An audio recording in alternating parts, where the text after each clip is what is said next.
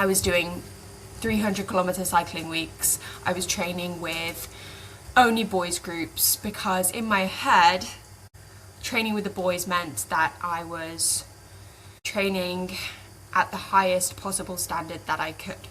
It meant that I was never chasing the standard of my own gender. I was always chasing more and more and more and more. And I think it's growing up always having trained with boys and maybe having been compared a lot to, you need to be like this girl and you need to run this girl's times or you won't be accepted into the group. So I kind of found some kind of comfort and community in training with boys and men. And when I tore my Achilles, it was as bad as the first time.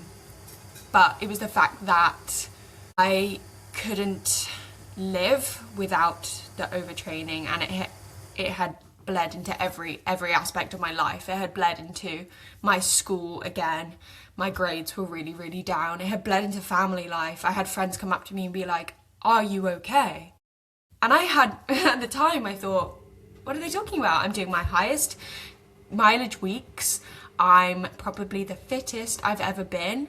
I'm waking up early to train. I'm productive. Productive literally meant that I was doing some exercise in my day. I've got it all. And when I tore my Achilles, I couldn't even look at my bike without crying. I had to literally cover my bike up and put it away because it was just too painful to look at.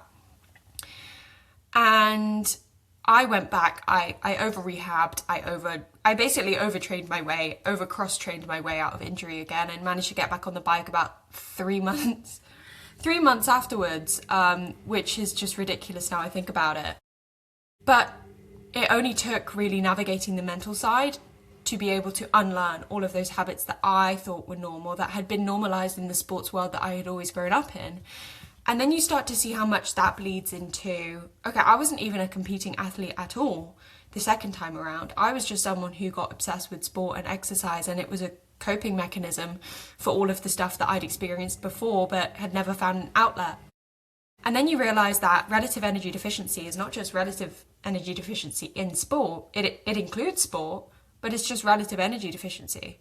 And it's not always obsession with sport and eating, but it became it for me because I was training so much. I'd be too nauseous to eat. I'd be too tired to shop. I'd be too tired to cook. I'd be too tired to do anything normal and human. Like I stopped cleaning my house. I stopped seeing friends.